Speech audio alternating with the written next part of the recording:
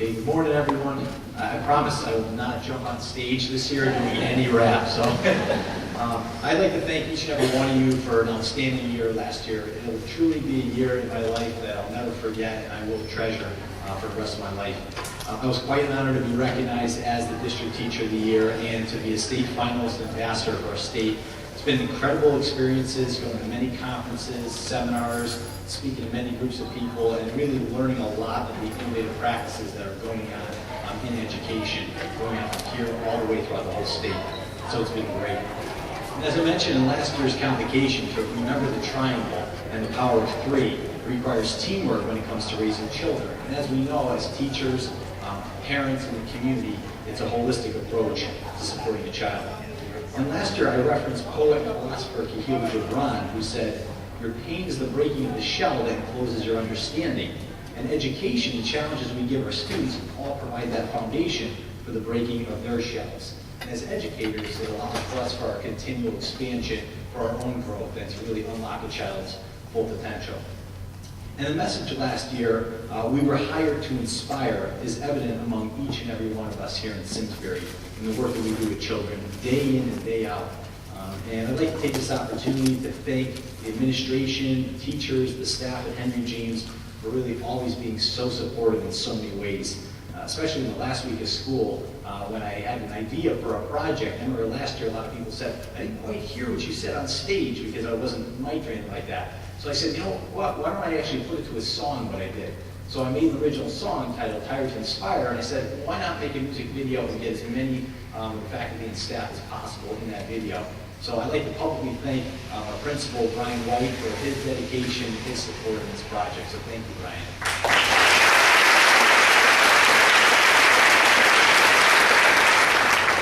Now, with all that being said, this year's Kathleen McGowan Teacher of the Year embodies someone who's truly inspiring, who takes risks and expands beyond the comfort zone. This person finds ways to bring this out in her students. And this individual made the journey around the eastern half of the U.S., starting off growing up in Pittsburgh, Pennsylvania, going to college in Cleveland, and first started teaching in Berea, Ohio, and then found her way all the way to Atlanta, Georgia, then taught there for a year. And then serendipity happened, and she ended up at King Philip's School in West Hartford through a connection she had made with someone who went to school. She went to school in Ohio years back. So it's funny how things happen. Then halfway through the school year in 2008, she found her way to Simsbury and arrived at Henry James. And from there, made an immediate impact. And so this individual is involved in many organizations, including the SCA, the American Choral Directors Association, and the Connecticut Music Association, to name a few. And personally, I can share that the students that I taught loved her. They were always singing the songs they were learning, preparing for concerts in my science class. So it was funny. She says how the most rewarding thing in education is to watch all of our students come together from all walks of life and work as a team to help each other succeed. And that every year she would hear from graduates who went on to audition for a college choir or an a cappella group, that they were able to easily learn the piece and sight read the exercise or lead their section because of what they learned in high school choir. So this time, it's my honor to introduce this year's Kathleen McGowan Simsbury Teacher of the Year. Drum roll, please. Colleen Thompson.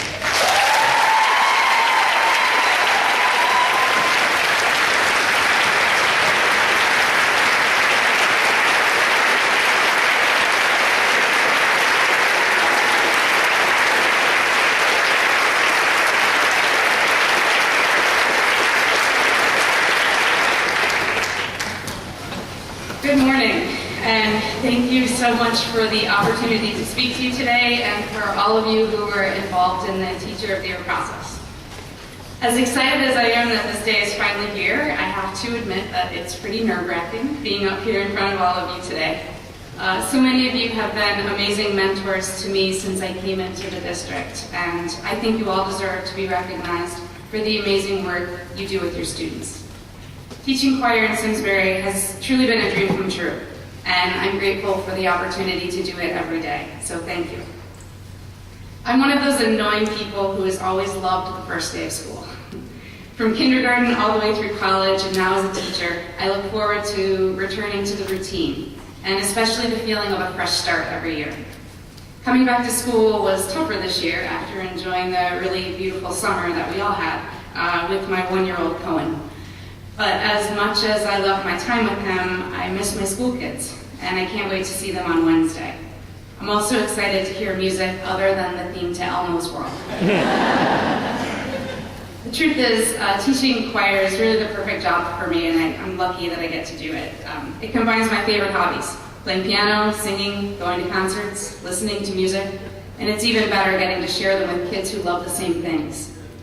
I started my career in middle school, and I think I'll always be a middle school teacher at heart. I think it would be great for all teachers to do a stint in middle school early in their careers. I truly feel that when you work with 7th and 8th graders, any other teaching assignment will feel a little easier.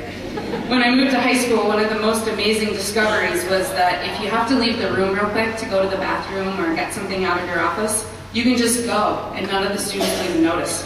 I was 30 seconds late for a 7th grade choir class once, and when I got back to the room, one of the boys was riding a giant stuffed banana like a horse around the classroom.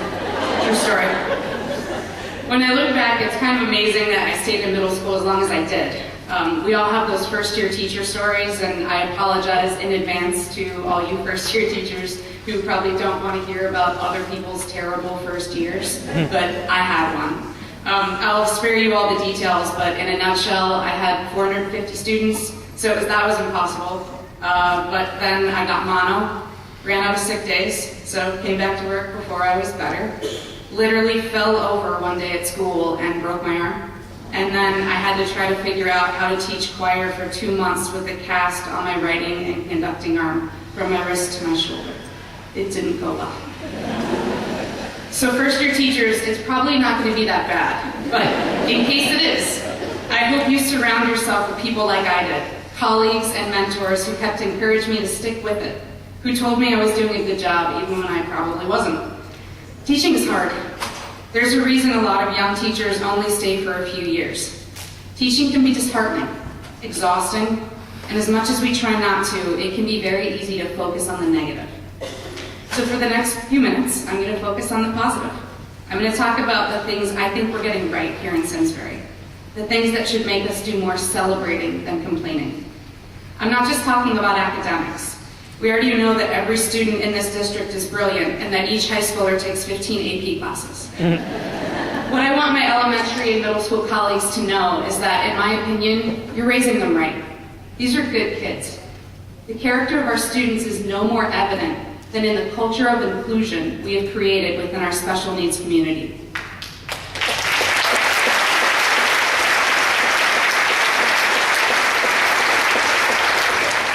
I have the pleasure of working with many students with varying degrees of special needs, and I work hard to make sure that they are included to the fullest extent in choir. There are students with special needs participating alongside their typical peers in all 5 of the high school choir classes, from the freshman ensembles to the advanced junior-senior chamber choir. Most ensembles have a huge range of abilities. For example, in men's choir this year, which is mostly freshmen and sophomore boys, half of the 26 boys in the class receive special education services, and a quarter of them are in functional academics. The rest of the boys in the class have varying degrees of ability. Some of them are advanced musicians, and at least one of them even has perfect pitch. On paper, this shouldn't work, but it does. It's definitely not easy. I spend a lot of time differentiating materials, meeting with case managers, collaborating with a music therapist for pull-out instruction, just to get a few of them on the risers, let alone sing their part in 4-part harmony. The reason it works is because we focus on teamwork from the very beginning. Every student is expected to give his best self, and his next responsibility is to provide his neighbor with any support he needs to succeed. These peer partnerships are so important, not just for the students with special needs, but because of the effect that this supportive paradigm has on all students in the ensemble. There are so many kids who don't fit in, who haven't found their niche, who think they're not good at school. Some of these types of kids have found their purpose by becoming a positive example, a helper, and a friend to students with special needs. When students collaborate in this type of environment, they understand that we're stronger together, that it's better when we all succeed, and it goes beyond the classroom. It's on display at concerts, like when Karina held Maddie's hand for the entire 5-song set because she was afraid to stand on the risers. or when Kate's classmates cheered and wiped away tears after she sang her mom's favorite song as her senior solo. It's evident on field trips, when I forget to request a para because the students are so helpful and responsible, it's like having extra chaperones. And it's evident at formal dances, when students willingly and enthusiastically escort their friends with special needs to prom, and they each have the time of their life. These are the stories I want us to focus on as we start the school year. We all got into the profession for different reasons, but for many of us, it's because we wanted to make a difference. But this desire to affect change can be overwhelming, especially when there are so many things out of our control. Too many students, not enough support, too much to do, million-dollar funding cuts 10 days before school starts. It seems like as soon as we get comfortable with the latest initiative, a new one comes along and we have to start all over again. Even when we work as hard as we can, there are students that we just can't reach. Teaching is hard. We get so bogged down focusing on the things we can't change. We need to take a moment to remind ourselves, each other, and the public especially, what a difference we make in the lives of our students every day. What if we told and retold the stories of times when one small action or conversation or decision changed a student's life? We have the opportunity to be the change for our students every day. For example, you can be the change for a student's life with one email. Like the time I emailed a shy 8th grader's mom to personally invite her to audition for Select Chorus. She was going through some major issues at the time, and I only found out later the true extent of what she was dealing with. She made the group and went on to continue performing throughout high school. I got to teach her again her senior year when I transferred to the high school. Her mom approached me at graduation and told me that email inviting her to audition for Select Chorus in 8th grade meant everything to her, potentially changing the course of her entire school experience and setting her on the path to success. I had no memory of sending it, and it was probably a split-second decision that took only a few minutes, but that decision made all the difference in that student's life. When I got to thinking about it, I remembered many other stories like this one. Times when something insignificant to me changed everything for a student. There are probably hundreds, if not thousands of students whose lives were changed because someone in this room took the time to send an email, or write me a yearbook, or simply give a compliment. This philosophy can be passed down to students as well, and you can inspire them to be the change in their school and community. Like the students who support their special needs classmates at concerts, and sit with them at lunch, and escort them to prom. Or the kids who defend students who are bullied in school or online. Or the group of singers at Simsbury High School who raised $10,000 for the Hartford Food Pantry Loaves and Fishes last year. This generation of students is going to make the world a better place, and their teachers are showing them how. You have the opportunity to be the change for your students every day. They're not going to remember the times when you think you're at your worst, like when you didn't get the lesson plan done, or the homework graded, or you didn't get through the curriculum. None of that matters to them. Your students are going to remember something that you might not even remember doing. A note on an assignment, words of encouragement, a time when you stuck up for them when they felt like they were alone. What we do makes a difference. Tell your stories. Focus on the positive. While there are plenty of things in education we can't change, we can be the change for our students, and that might just change the world. I know that sounds like a good place to end this speech, but I wouldn't be doing my job as a music teacher if I didn't leave you with a song. But I don't want to sing it by myself. I want you to sing along with me. Don't be afraid. I'll start, and I hope you'll join me on the second verse. Be the change you want to see in the world. Be the change you want to see in the world. Be the change you want to see in the world. And change will come to you. Be the change you want to see in the world. Be the change you want to see in the world. Be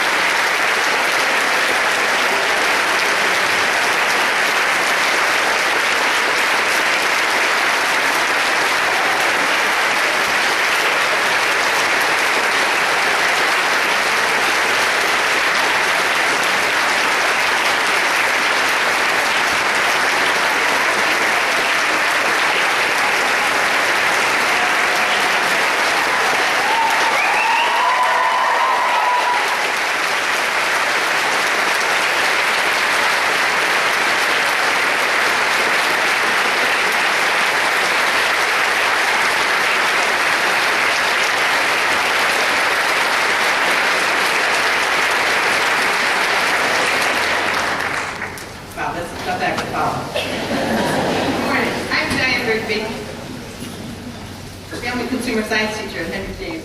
In keeping with our annual tradition, I'm here today along with Aubrey, Emma, and Rachel, students from my family consumer science club, to present this year's Teacher of the Year quilt.